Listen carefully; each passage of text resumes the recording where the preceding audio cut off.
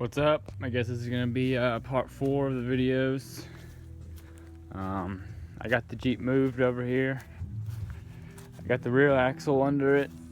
4 links built. I made a drive shaft just for the time being so I could move it. But got a dual triangulated 4-link, my home built drive shaft. Not the best way of doing it, but it worked. I moved it over here.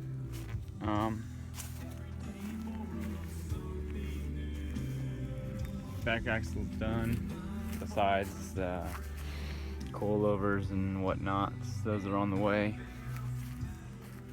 My plan with these shock hoops here is I'm gonna drill out that as well.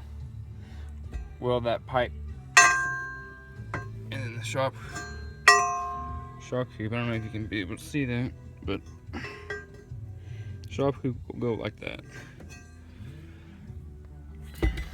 This bar here goes all the way across to the other side.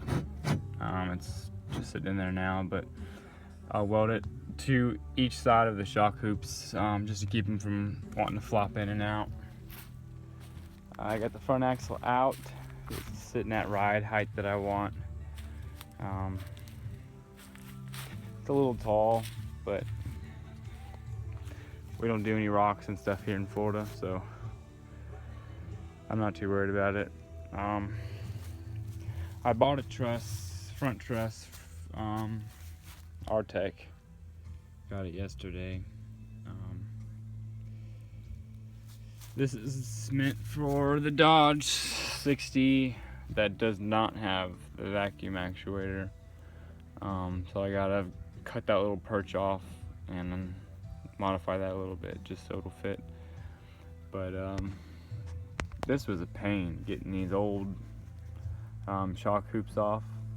I finally got them off last night with the help of a friend of mine, but there's no room to get in there with a cut off wheel or a sawzall or nothing, so you had to cut out piece by piece and cut them in half, slice through them, cut out small sections at a time to get it off. It was a pain, really.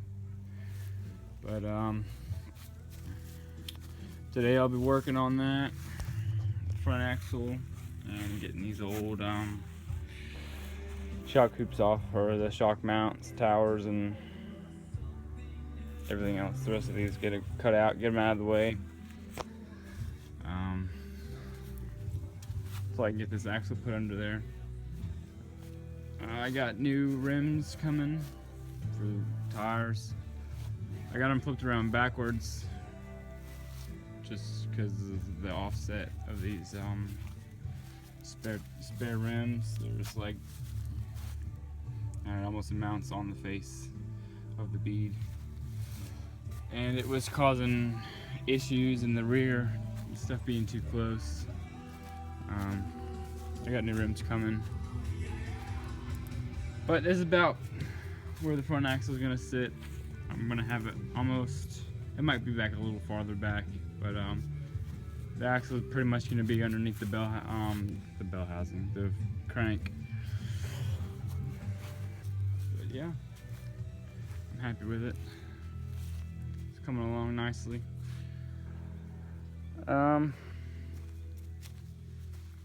Honestly, I can't think of anything else to talk about on the update. I've decided I'm going with dual triangulated 4-link, or not dual, just a triangulated 4-link in the front. I really don't want to run a track bar at all. I got the old stuff here, the old steering. I'm going to use the crossover bar, but I'm not using, it's a freaking heavy duty track bar. I guess it has to be for 1-tons, but yeah, I'm going to be running hydraulic steering on it. Let's see here. This is one of the shock hoops that I built. So I clean it up and paint it, but I didn't want to mount them on until the coilovers came, just in case I gotta redo it. Oh man. I got 2 orbital valves here. This is off of an older forklift. It's got a manifold on it.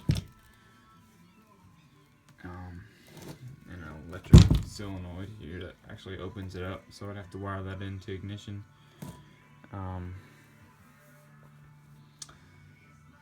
This is 4 ports.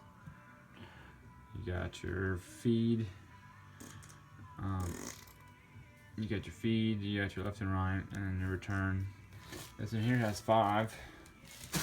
Same thing, except for this one here is the pressure relief. So what it'll do is, and if it gets bound up, the pressure will shoot back here, back to the reservoir. There's the ram I'm going to be running. It's an 8-inch stroke. I've got to modify something to do with this here. How I bolt it. I don't know if I like that tiny little bolt. We'll see though. I don't want to really weld anything to it because I won't be able to get the gland nut off and repack the cylinder when I need to. So we'll see.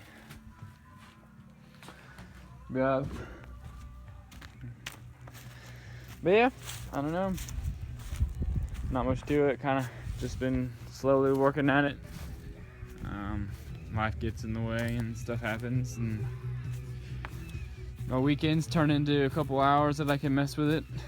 Today I actually got to go to a wedding, but hopefully after that we don't get back too late, and I can get some of this stuff cut off and get this thing working.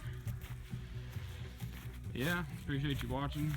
If you got any other questions, let me know, I guess. Yeah, 12 valve Cummins Jeep. Come on.